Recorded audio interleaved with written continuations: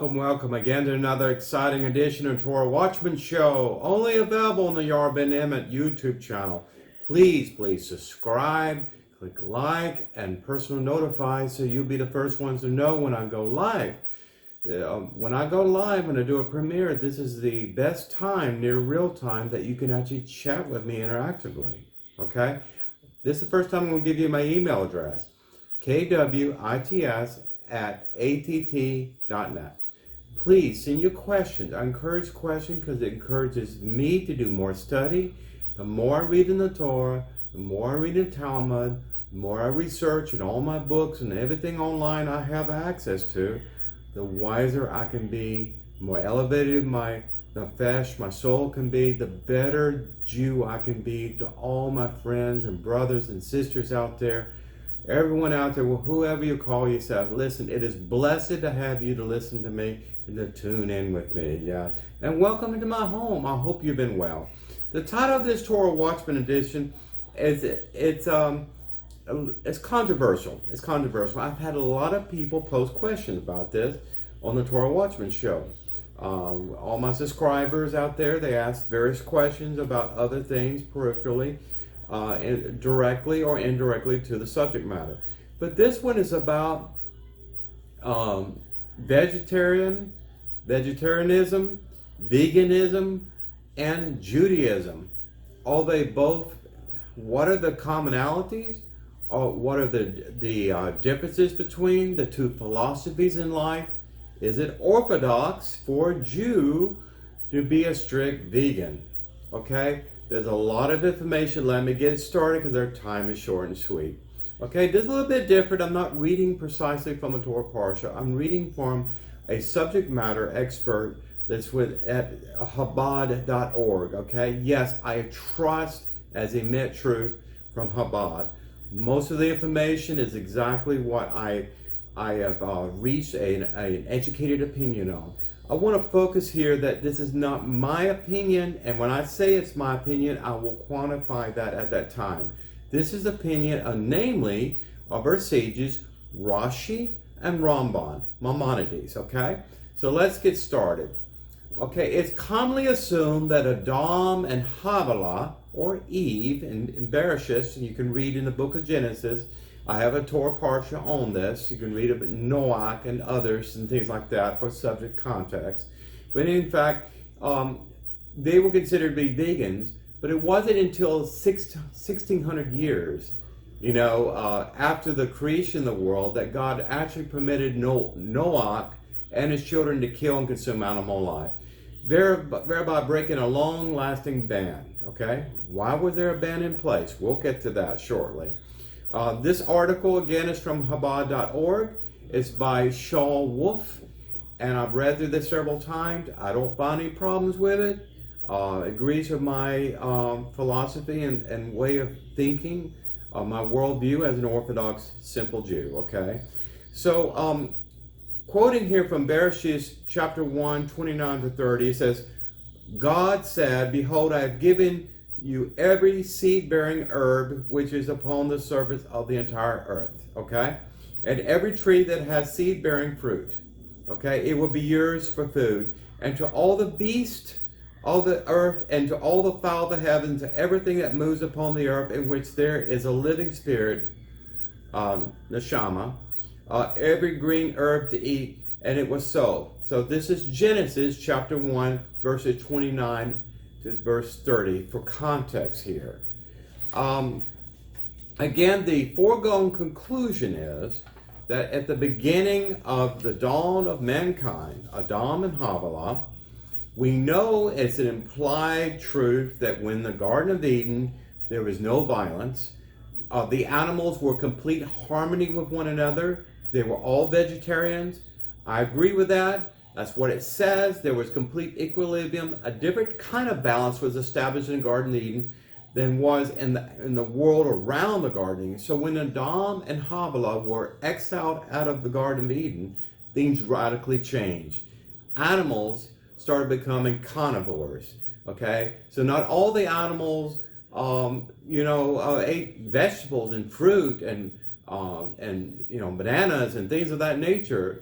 Some animals became scavengers for carrion and things like that. An animal that died.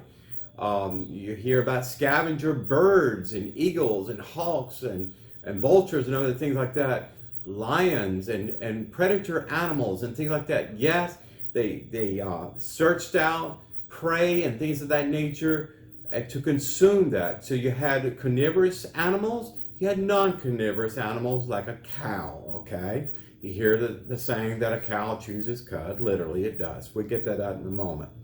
So in the Garden of Eden, it was pristine, it was perfect, it was the ideal situation that Hashem had always intended for mankind. But, we had to monkey it up, right? Yeah, we blame the adversary and all this. But anyway, when they were exiled out of the Garden of Eden, it was a strict commandment for Adam and Havilah. Adam says food is not going to be instantly provided for you. There's no produce market within 2 kilometers of your home, your dwelling. You're going to have to grow your own food, okay? If you don't work, you're not going to eat. So you're going to have to sow seed and plow and cultivate the land to be able to get it to produce. I will help you. I will bless you and do this because God blesses any Jew, any person who works by the sweat of their brow without getting their hands in all kind of nefarious nonsense. If you're working with your hands, God blesses that. He likes a strong back. He likes someone who's working out in the field. And of course, Havilah was so that you will be responsible for perpetuating mankind, okay? Because you have a fixed time span now. They weren't living as immortals in Garden of Eden. So there was a new type of equilibrium that was being established in a transitional phase, okay? This was more than 1,000 years of time. Adam lived nearly 1,000 years. I can't remember, 930, 960 years of age before he passed away. You heard a story about his children, Cain and Abel. They initially presented sacrifices their own. Cain was more of a farmer, more in agriculture, I believe. That's what it says in the Torah. As far as Abel was more into animals, herding animals, sheep and goats, cattle and things of that nature. They're producing milk. You can churn that for butter and cheese and all those delicious things. It was interesting, before I get to Cain and Abel, Adam and Eve, they were clothed with fig leaves to hide their shame of being naked, okay? They were without apparel, But, fig leaves only can last so long. So I got in a discussion with people. I said, okay, didn't they have leather clothes? You make clothes? You can make clothes from silk, like a silkworm. Or if you have sheep, you can use the cotton and wool and things like that to make clothes and all that. But at some point, given the seasons and times and the change of weather and temperature and rain, inclement weather, you would probably need something more resilient than something made from plants, like a hide of an animal. Now, what someone told me, well, God killed the animal on behalf of Adam and Eve and Cain and Abel and their family, and then they skinned the animal and use the hide for that. Okay, maybe so. It's not in the Torah. There's a lot of embellishments in the Talmud of our sages of old that tries to provide some detail in some of the gaps and sort of the cross think and all of that. Not getting that too much. But anyway, Cain and Abel provided the sacrifice. Remember, Cain was jealous of Abel, killed his brother because God said, I had delighted in Abel's sacrifice more than Cain, because it was what is in their heart, not the substance per se. But it's interesting, did Abel actually sacrifice animals to provide to Hashem as that sacrifice means something you're giving up from yourself. When you sacrifice something to God, it's actually the first fruits of what you produce, whether it's produce, agriculturally, or it's animals. So I don't know, presumably these were not animals that were killed or slaughtered in that thing. Just make that assumption there. Let's move forward here. So there was a prohibition that Rashi said that it would be yours for food, and the beasts of the earth. He was saying you're to eat the animals, but don't kill them. What does that mean? Okay, I mean God would bring animals to Adam and Eve, Havilah, and their family, Seth and others later on through 1,000 years. He would bring animals to them, and they would die. They would lose their life, and then Adam and Havilah would not have to be guilty of slaughtering the animals, getting blood on their hands, the uncleanliness of all that. There's a strife and survival instinct of ancient man, fighting, surviving, that kind of thing, the adrenaline rush and all that, hunting, hunters and gatherers, you hear about that, and archaeology and talking about humanity over a period of time. But a lot of this was going on in the exile of Adam and Eve when they were living outside the Garden of Eden. There was a new balance that was trying to be maintained. I don't think there were animals that were actually seeking out the life of Adam and Havilah. There's no indication whatsoever in the Torah that there's any of their children died because of an animal attack or something, like a bear or something. They come in a cave and a bear is hibernating, or they wake up an animal or a venomous snake or whatever. There's no indication. We need to imply or assume certain things here, okay? That they were vegans up into the time of the flood, and that's where I'm going. I want to read some laws here. The Lord commanded man, saying, "Of every tree of the garden you shall freely eat." So this was the primary food source from the garden. A garden that you would produce, or the garden back in Eden, you would eat of that, but not the tree of knowledge of good and evil. Don't want to get there. But he had commanded a judicial system per se, a fairness to things, a fairness to life.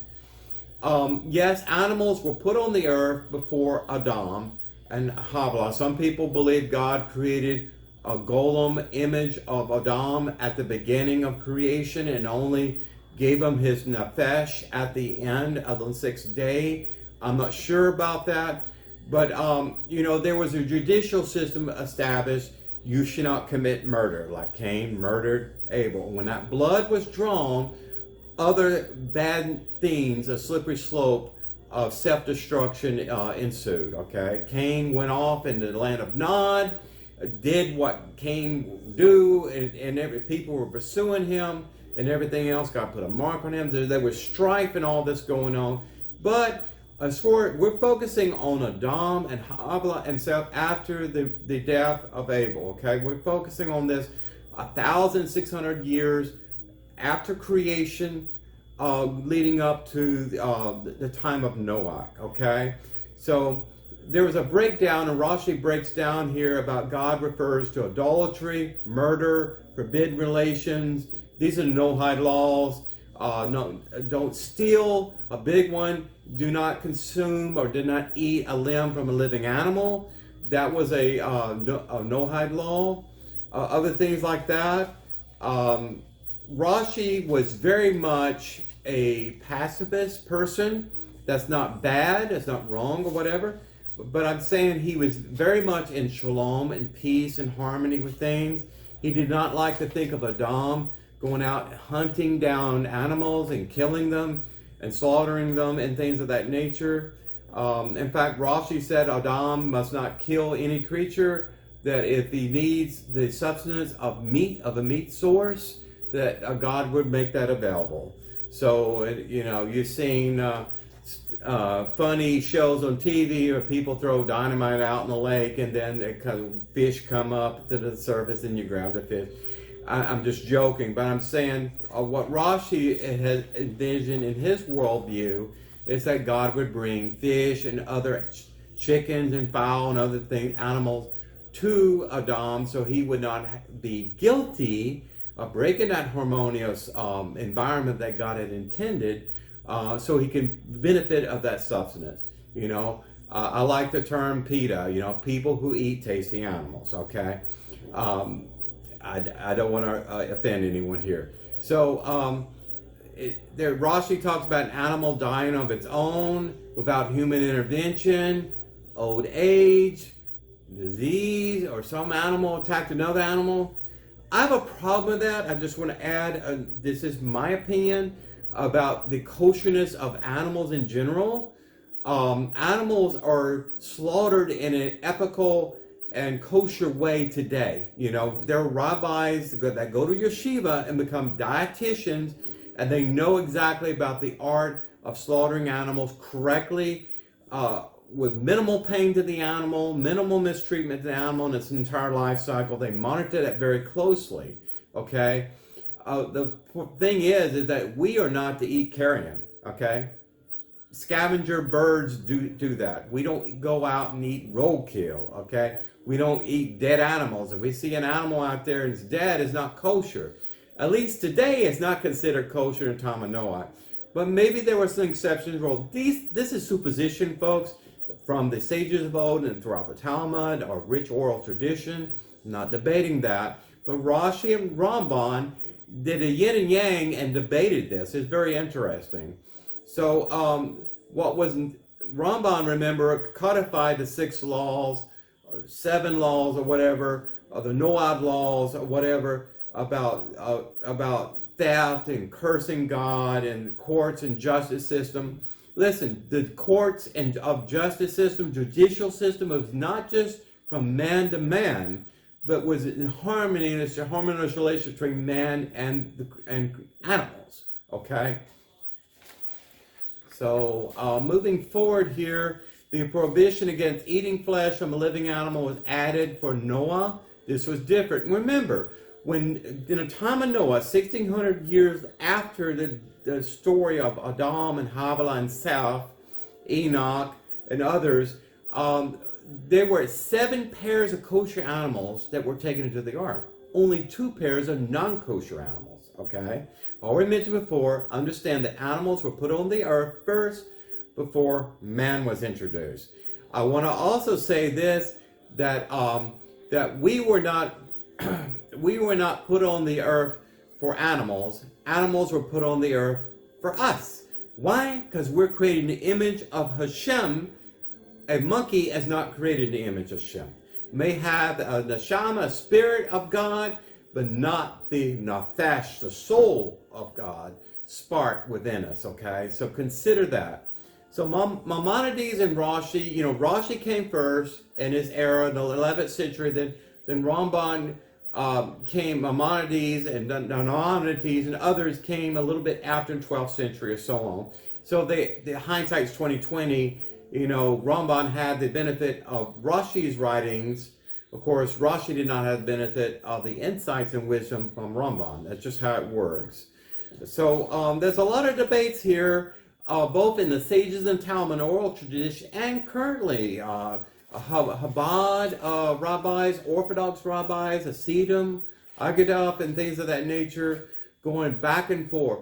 Why they're debating this in the first place, again, what is the ideal for mankind? Yes, the ideal mankind will live in harmony not only with each other, that we don't seek out to kill our brother, or we don't have jealousy or intent, or want to steal or commit theft.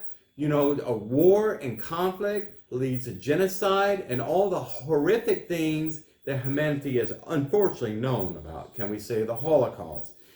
We want to live in perfect harmony.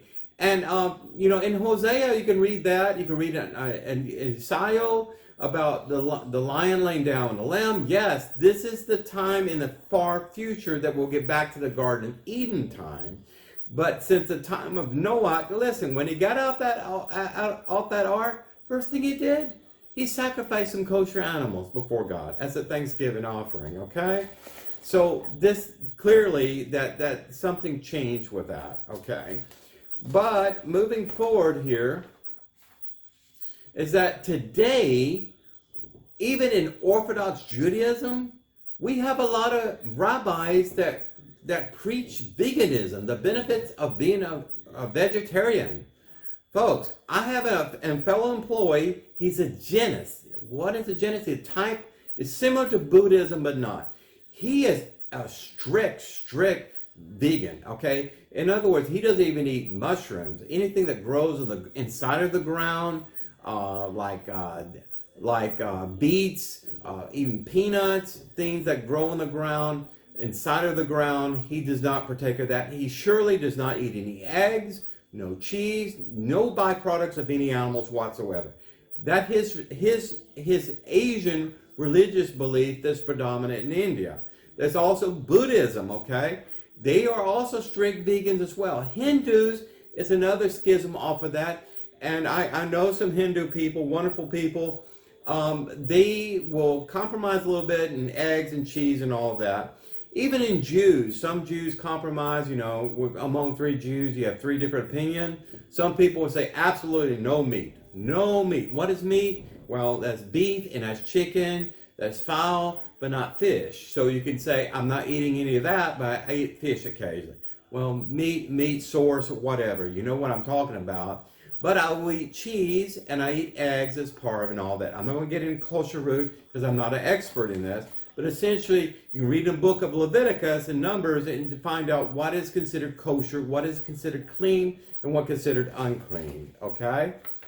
So, in bringing this to conclusion here, is that, and I'll have this added to my video. Okay? I don't want to show you my teeth. Yes, I have all my teeth, all my wisdom teeth, Baruch Hashem. But I have canine incisors. What does that mean? Yeah, so does my dog. That's what it comes of, canine, animals. It's sharp teeth designed for tearing, flesh, meat. Yes, that's what it's designed for. I don't have the same teeth structures as a cow who chooses cud. The molars are all different. There's no sharp teeth for tearing things and all that nature. Animals have unique teeth structures that make them carnivores. There are other animals that have unique teeth structures like a cow, an ox, a donkey, and other animals like that. They don't have teeth that would allow them to bite into tear food and things of that nature, meat and things of that nature. You see a bear, how he tears into a fish and everything, a salmon or whatever. You see it because they have teeth equipped for that. In modern science, in the Middle Ages, we didn't have benefit of that. We know the importance of B complex, B vitamins, B supplements, B12, okay? Your mitochondria in the nucleus of your cells, that's little batteries there.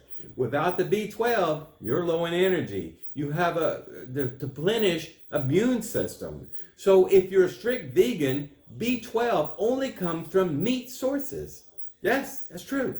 And protein only comes from things like dairy products, cheeses, eggs, and things of that nature. In fact, to get 23 milligrams of protein that's recommended for every healthy man, Jew or Gentile, regardless, you should have 3 eggs a day. I drink a protein shake that's kosher. It's about 30 grams of protein, okay? 23 grams of protein will come from about 3 eggs. So let me ask you this. So what is more kosher? Me taking a bottle of vitamin supplements to support my vegan diet because I am not getting any B vitamins from any of the food I'm eating from plants. I'm sorry, a turnip does not have B12 and does not have any protein in it, okay? There's iron and copper and other very important minerals and vitamins and things that only available in meat. Again, animals were put on the earth for man and not the other way around. At least since the time of Noah, okay? So I am Orthodox in that I understand that there's separation between the things I'm allowed to eat and the things I'm not allowed to eat. How would you understand kosher anyway if you're just a vegan? If you just eat vegetables, how do you know the difference between what's a scaled fish with scales and a fish that does have a scales like an eel? How do you know the difference between what's considered kosher and not kosher? How do you teach that to your children? Sometimes you have medical requirements, okay? You don't cut back on all the red meat. It's bad for your colon, especially when you get older and my age and things like that nature. Stay with a lean meat. Some people eat only fish and things like that. Lean cuts of meat and things like that. Stay away from all the fat and all the saturated fat and all that. Not healthy, clog your arteries. Listen, What I'm saying is to each their own. But what does the Torah talk about being a vegan and being a Jew? Well, if we lived in the ideal world of Mashiach, where all the knowledge of Hashem is everywhere on the planet, maybe so. We can get back to vegan diets, and maybe God will, foul down my canine incisors so I don't think about eating delicious meat, okay?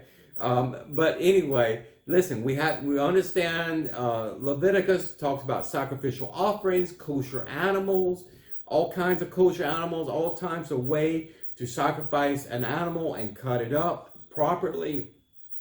Chief priest, the Kohen Gadol, the Levitical priesthood, sole purpose was to set up temple animal sacrifices, okay? The whole thing was set up. And people say, well, since there's no temple, we can go back to a vegan attitude in life and worldview. Not necessarily, okay? Again, say Baruch Hashem, anything you eat. God has made available animals for the benefit of mankind. I'm sorry, that's my personal belief, and I think a lot of Orthodox rabbis feel that too. Veganism, folks, newsflash, comes from Asian, Buddhist, Jainist, and Hindu philosophies and worldview and thinking, okay? Okay? There's some people that believe that you may be reincarnated within a turnip or a bug or an animal or something like that when you die. Okay? Listen, this is not Jewishness. This is not Yehudim. This is not Judaism. When you think about strict vegan diet, you will end up taking, a doctor would tell you, take a B12 supplement, take a B complex, take fish oil. Yeah, you're not allowed to eat fish, but you will take the fish oil. It's a little bit hypocritical. Anyway, I just want to have some jest here. Listen, I encourage you to read about this. Go to Chabad.org, ask your questions, Google it. Look it up, read in the Torah, read in the book of Genesis about the world that God made ideally for mankind and the aftermath of the world of the Noah time.